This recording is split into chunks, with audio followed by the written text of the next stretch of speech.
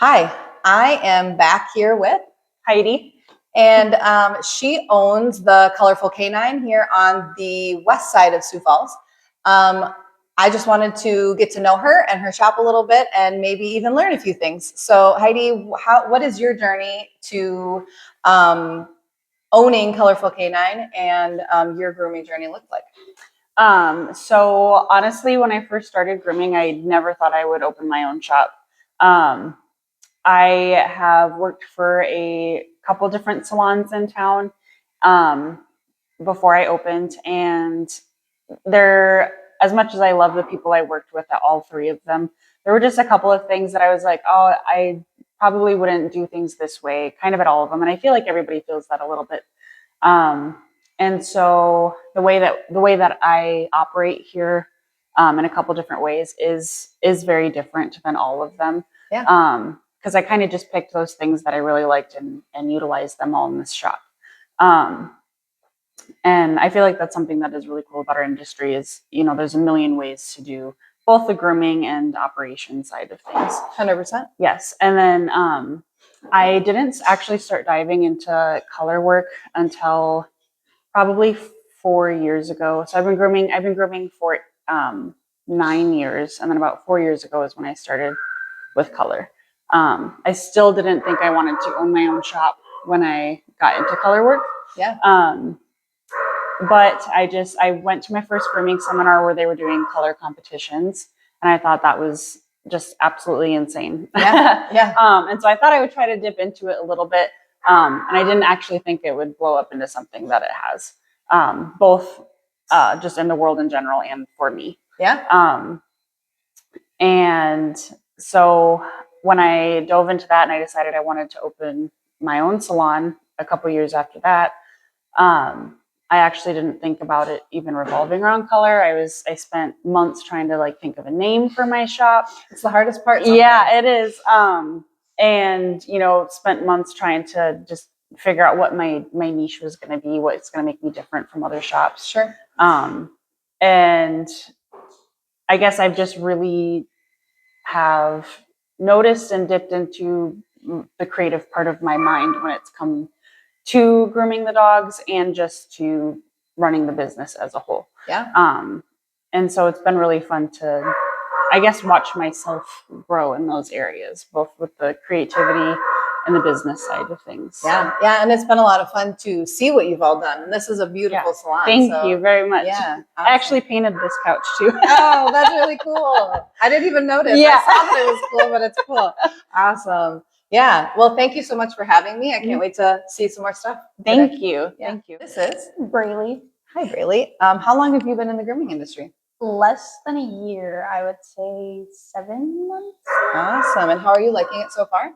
It is not bad. I actually enjoy it. Good, good. What is some of your favorite things you've been learning?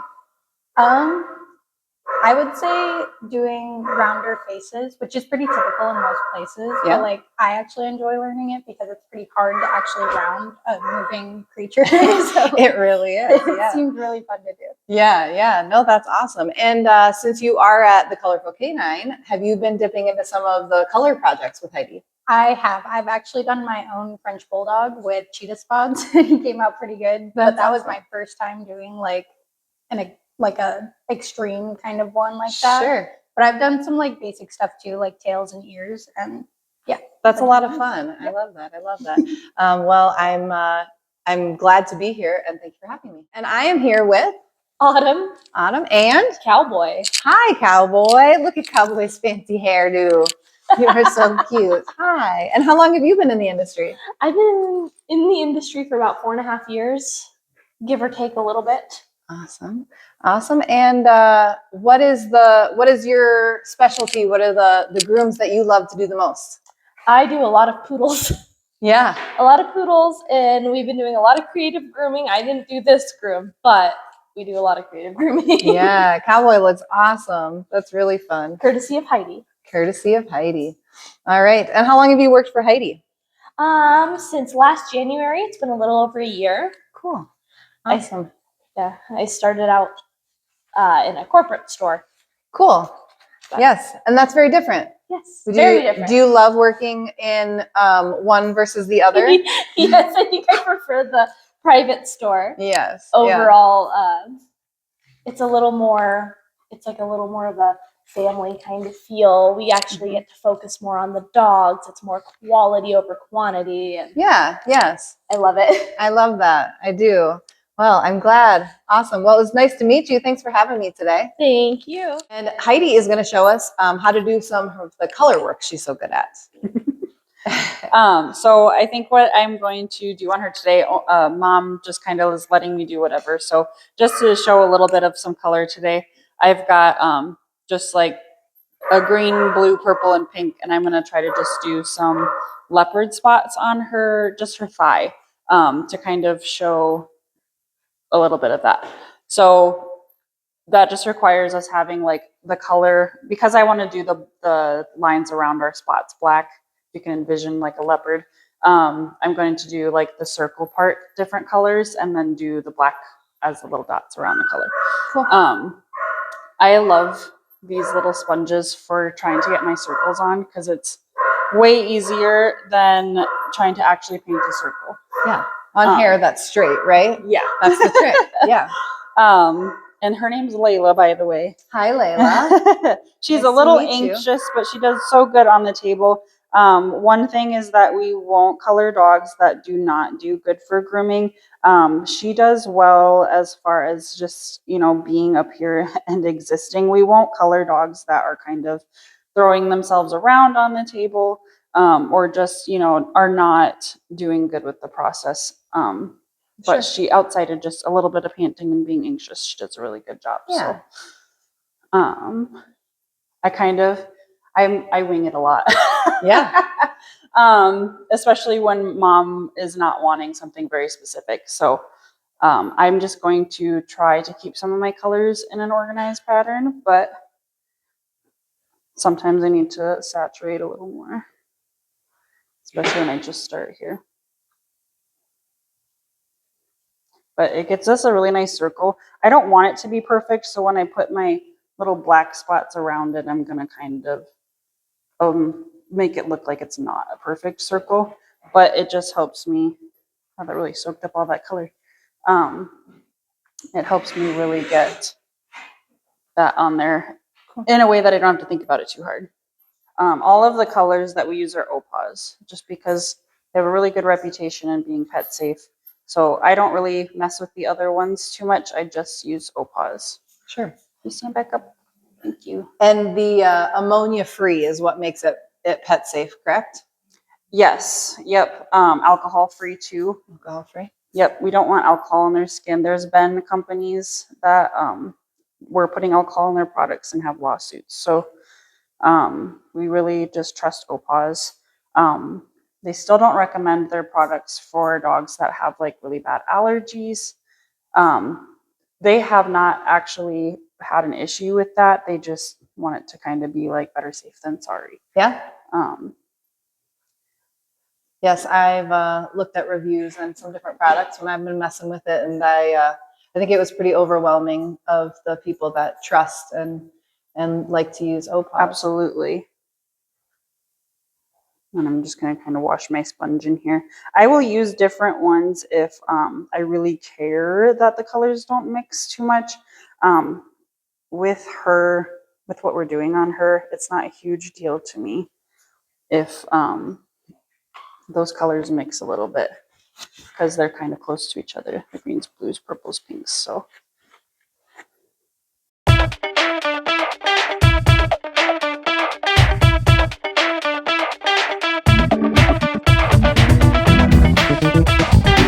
When I do my color work too, I try to think about if it's an area where it's not a big deal if they sit. One thing I do like about doing thighs is typically, especially if I'm just shaving the one area I'm doing color on, it's not a huge deal if they get a little bit of color in some spots if they're going to get cut off. Where the way she sits with how this is, it doesn't actually get on her anywhere. So that makes it really nice if you don't have to have your dog stand while they're waiting for that color to set. When you do the tails and ears, what do you guys typically use to keep it from getting all over the place? I know some people will wrap it with different products. Yeah, we keep on hand tin foil, saran wrap, and vet wrap. And we use all of those things to kind of do that. And then we also, so like when I do ears, I'll typically wrap it just kind of whatever is going to sit on the ear better. Sometimes tinfoil does better, and sometimes saran wrap does better. But I'll kind of just wrap whatever is going to sit on that ear better, and then I'll also wrap it in vet wrap, and then I'll also put a happy hoodie over that because the happy hoodie kind of prevents them from shaking that off. Yep. Some dogs will just want to pull that right off, and those are the ones that I just have to supervise on the table for sure. Sure. But I would say like 70% of the time we can just have the dog in our sight of view in a kennel when they have the happy hoodie on, and they usually don't mess with it. Okay. So once that is on, I've got my black right here. I got a little bit of blue in it, but that's not going to make a difference. Black will overpower that. So, the big thing with the leopard spots, and that I have a hard time too, even with placing these colors on, is like you don't want it to be too organized. Right. With animal print, it's splattered all over them, and it doesn't look super like an organized pattern to the eye. So none of my spots I want to really make look the same. And the nice thing with black is that it covers all other colors. And so I literally just go right over. I can overlap it over my other colors because it's going to overpower those. So I kind of, when I do it, I either do like 2 or 3 lines. So I'll do 3 here. And this, you can like learn all of that by just like looking at pictures of kind of like leopard spots too. Yeah. And remembering imperfection is what makes it look natural. Yes. It helps, right? And that's hard. Yeah. Yes. I've probably done leopard prints like 7 times before I kind of like, and I'm still figuring that out. You know, it's like, it's hard. Like, I feel like as humans, we just like naturally want to make everything look nice. Yeah. And it's just not supposed to. And being creative and artistic means to not do that. Literally. Yeah. You know, especially if you're like an organized person, it makes it really hard. But yes, you kind of just want to, and that's where like I almost prefer to wing it because otherwise I just get too tedious with it. And if we had more time, I would actually prefer to use different size sponges because that also will make these spots not look so alike. But just for the sake of time, it'll still look good.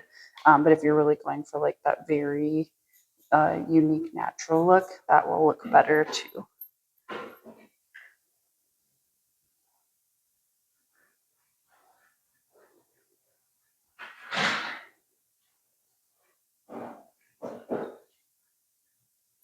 You're okay. You're doing great. She is doing great. Good job. There's a lot to look at though, huh?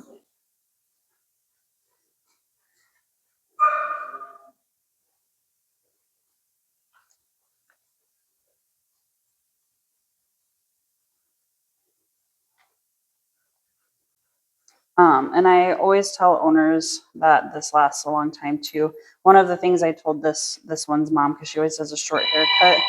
Oh, I do tell owners like how long this is going to last, especially if we're doing like ears and tail. Because ears and tail, like that takes a long time to grow out, and most people don't want to shave those things. And so otherwise I'll just talk them into doing something on the body. And then that way, by the time that grows out again, or that they come in for their next appointment, it will just be shaved off. So that's what's nice for her is this will just get cut off. I'm somebody who's like, I want it to last a long time. Mm-hmm. It's more worth my time, money, and effort. I never thought of explaining that with the ears and tail though, Mm-hmm. because I have the poms on my little dog and we did them purple. Yeah. And now I'm going, do I shave it off? Do I do it purple again? Do I try and I didn't think of the fact that like that was going to be, you know, Right. last for a long time. Yeah. So, which Yeah. is fine. I love it too, but it wasn't something I thought through to tell a client that if they do their tail and ears that we either shave it off or you keep it. Yeah. Especially for holiday stuff. There's a lot of people who want like something for Christmas. Yeah. And they want it to last like the whole month of December. And so I'll just be like, okay, well, let's take his butt short and let's just do a snowflake on the butt, you know, something like that. Because, yeah, they will like want red and green ears. And I'm like, you know, sometimes I'll tell people if they want like for Christmas, if they want red and green and they do want like ears or something that's going to stay long, I'll be like, well, let's just do red. And then that way for Valentine's Day, it's red too. Right. Stuff like that. Oh, smart. Yeah. Because And you can veer red into pink, could you? So If if I you then- did those and then later you could do pink for the summer or whatever. Yeah. People just really like to change it up. And so then I'll usually just talk them into doing something that can Smart. get cut off. You know, if somebody has boots and they want the boots colored, okay, well, let's just take the boots off the next time. And then that Yep. way we can do something different. Whatever works. But This is already looking great. yeah, thank you. Yeah. And then I'll do the other side too. So